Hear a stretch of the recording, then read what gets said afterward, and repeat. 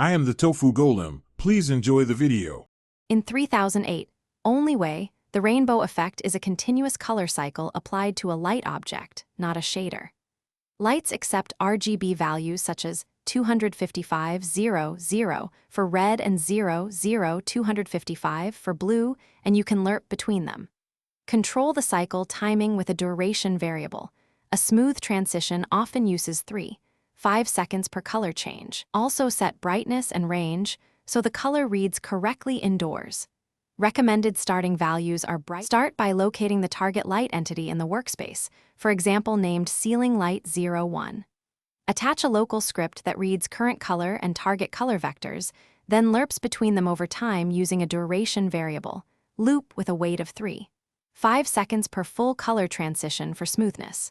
Apply the resulting RGB to the light each frame. For persistent changes, fire a remote event to the server so it can record the current RGB values without running heavy logic server-side.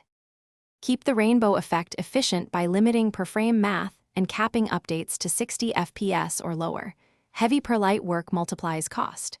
If you see flicker, increase lerp duration above 3-5 seconds or clamp delta time so color jumps do not occur.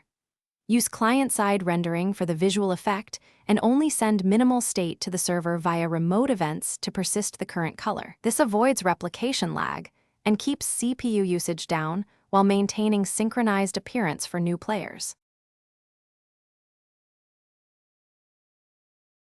Thanks for watching.